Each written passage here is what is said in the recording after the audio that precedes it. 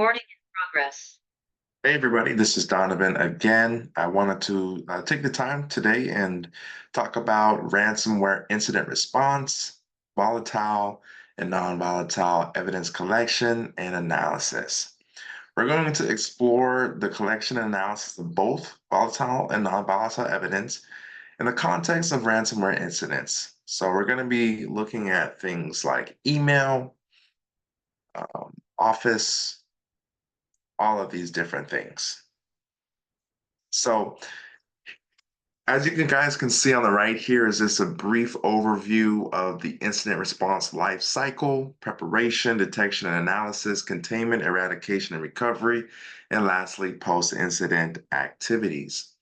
In this presentation, I'll provide an overview of the key steps in responding to ransomware incidents, focusing on the collection analysis of volatile and non-volatile evidence, and understanding the various types of evidence and how to properly collect and analyze them, is beyond crucial for effective incident response and investigation. So, as I mentioned before, I do want to kind of break down the overall topics of discussion for this presentation today. Of course, the first thing we're going to talk about is the volatile evidence collection.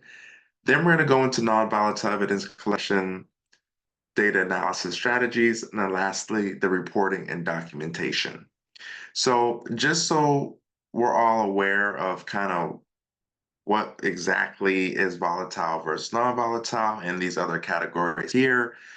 Number one, volatile evidence collection. So these are techniques for collecting and preserving volatile data, such as memory dumps, network traffic, and running processes.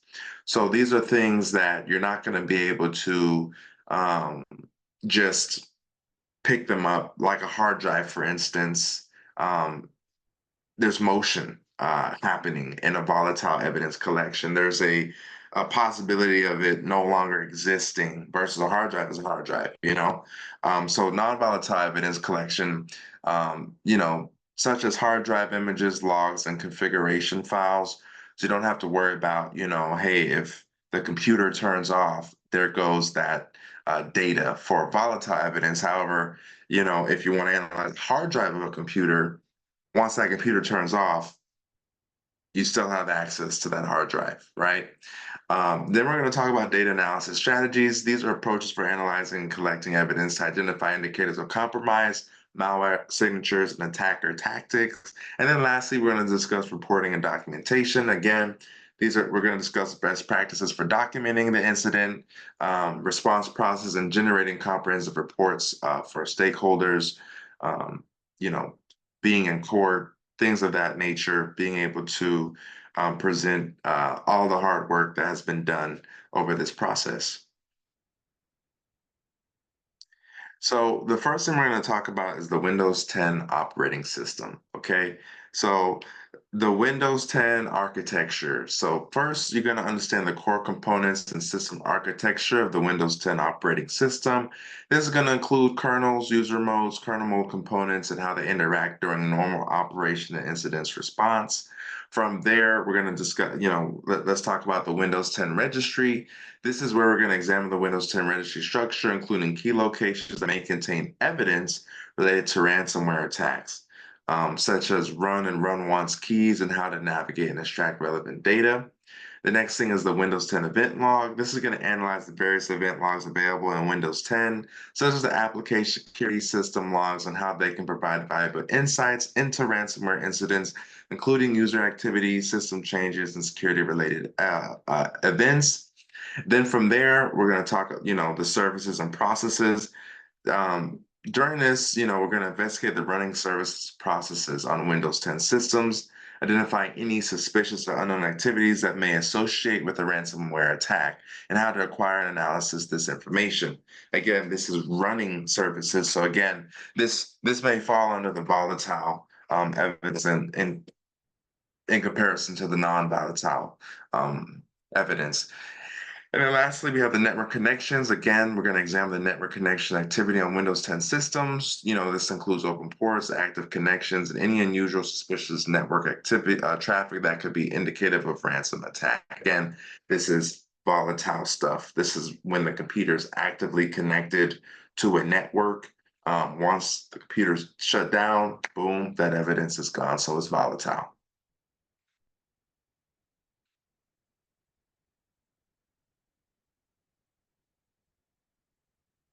So here is some more in-depth locations, typically some of the things that we could utilize in an investigation. So you can see here, this is typically the directory that contains important system configuration files, the device drives, the log files, information about the hardware stuff, software, um, you know, anything about the programs that are run on user logins.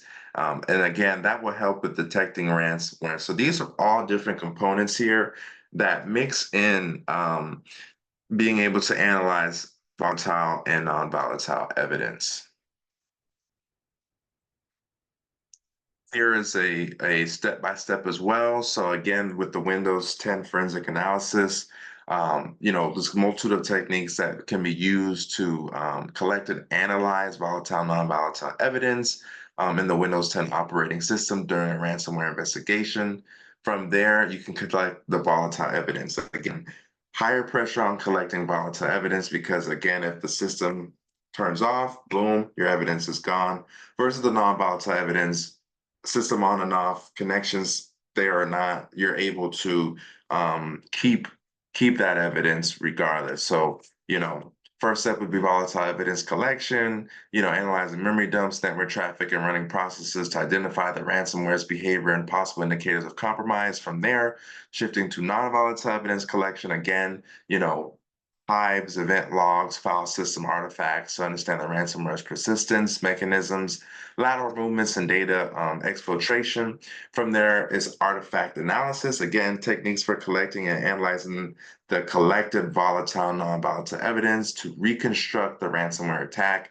Timelines, identify the scope of the incident, so on and so forth. So once you kind of get the evidence, during the artifact analysis, you can kind of gather it all together and be able to put a finer lens on it, finer scope, a more detail-oriented scope once you've gone through the collection process.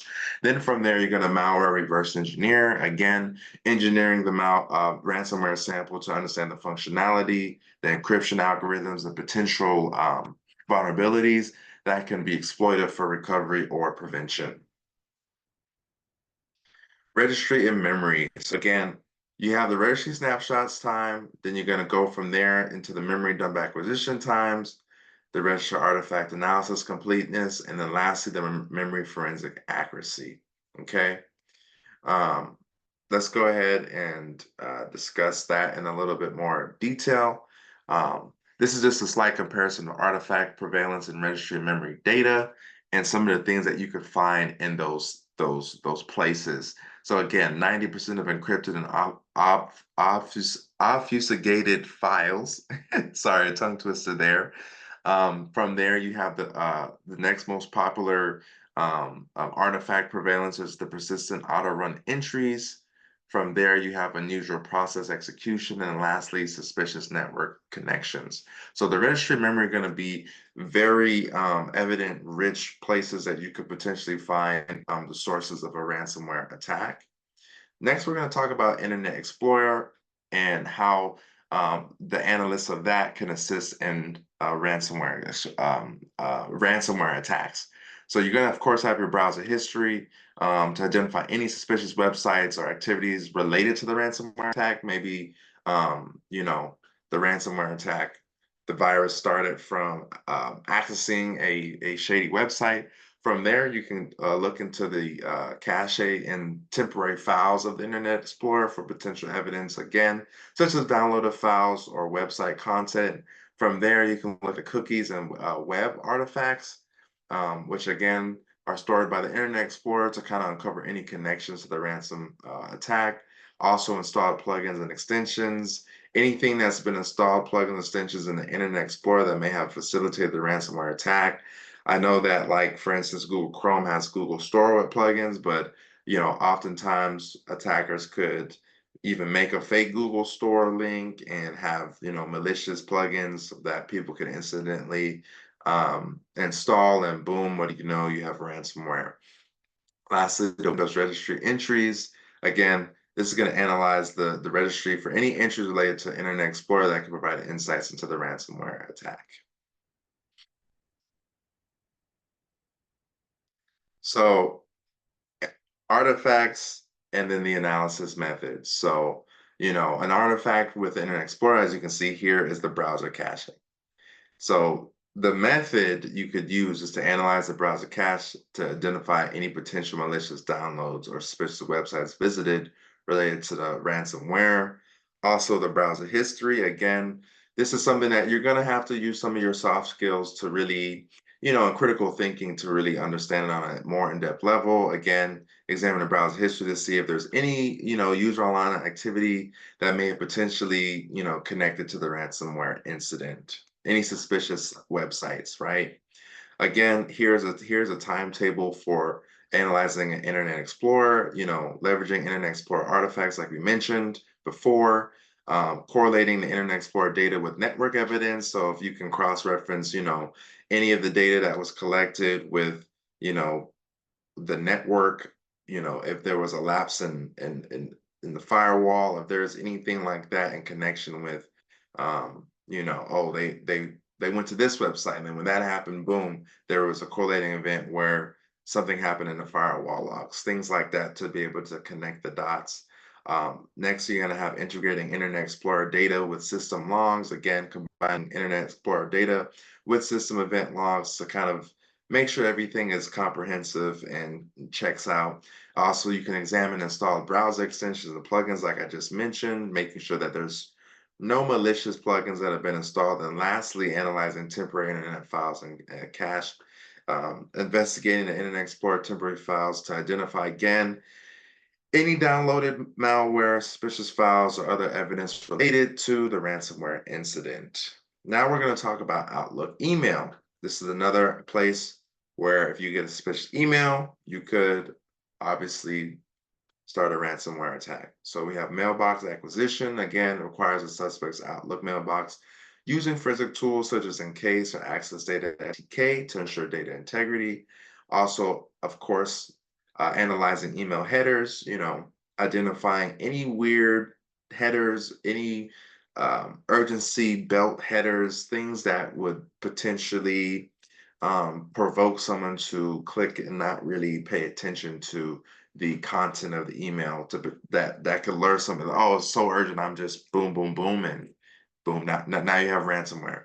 Um, Also, of course, attachments and links. If you don't know who the sender is from, that's a very common thing. Don't press any attachments or links if you don't know who it's coming from, or if it just seems out of the blue, because that's, again, another way that, ransomware could be placed on one's computer.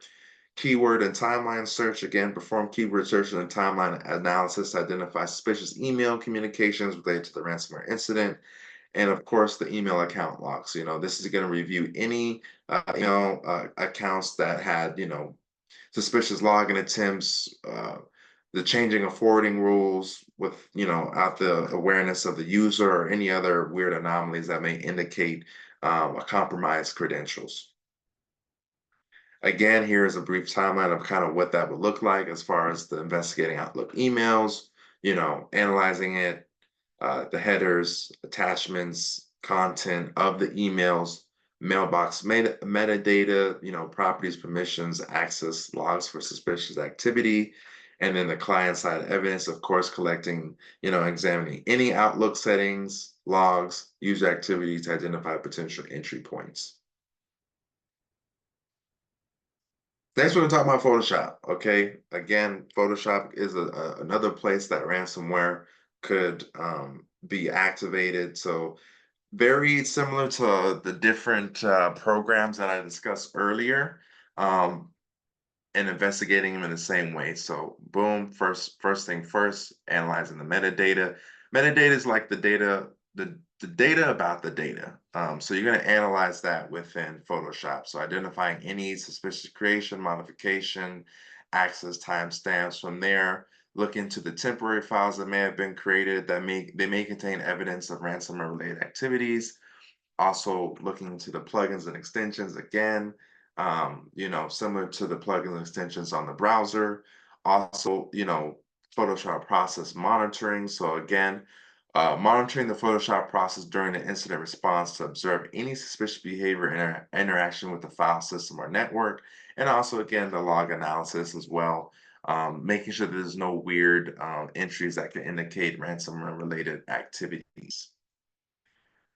So within Photoshop, there's a number of things that could be analyzed. That you do have the RAM analysis. So this is going to be the contents of the computer's memory that can reveal information about Photoshop processes, open files, and potential sensitive data.